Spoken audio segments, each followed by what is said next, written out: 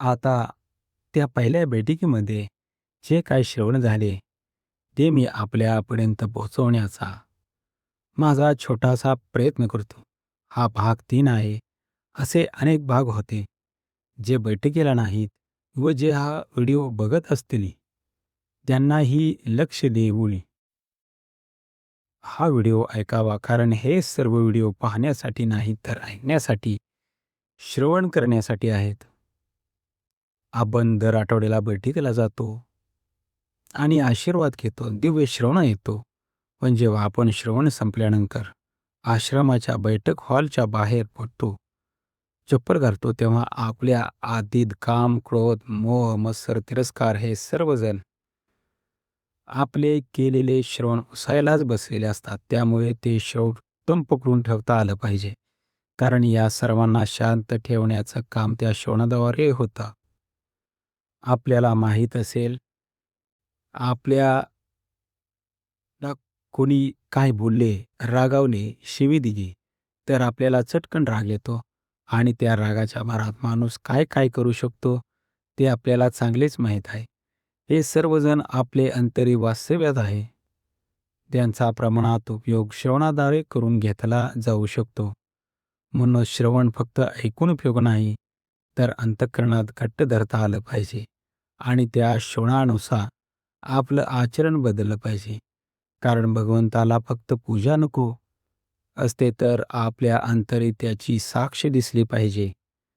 आपल्या जीवनात ज्या गोष्टी घातक आहेत, त्यांच्यापासून वैराग्य निर्माण झालं पाहिजे.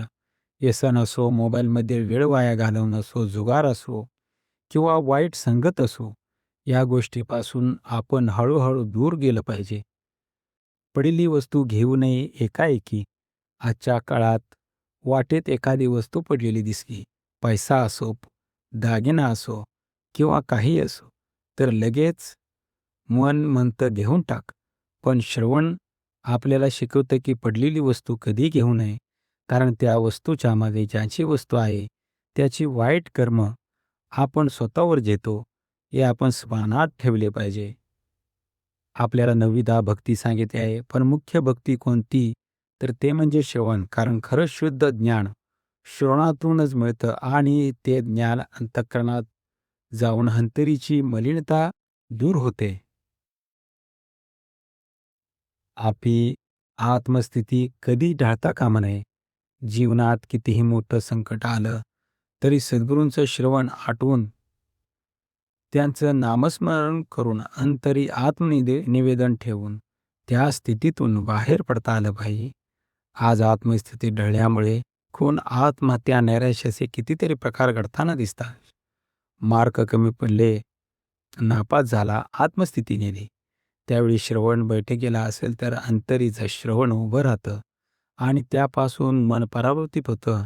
अशोक खूप सुंदर आहे आणि त्याला आपल्या अंतरीच्या भगवंताची जोड दिली तर साक्षात जिवंतपणी मोक्ष पाहायला मिळेल. अहो, स्वर्गातील देवांना सुद्धा हे श्रवण प्राप्त नाही. तेही या श्रवणासाठी तिष्ठत बसलेले आहेत. म्हणूनच बैठकीला जोडणं आणि सद्गुरूंच्या श्रवणाची जोडून राहणं हे जीवनासाठी अत्यंत महत्त्वाचे आहे.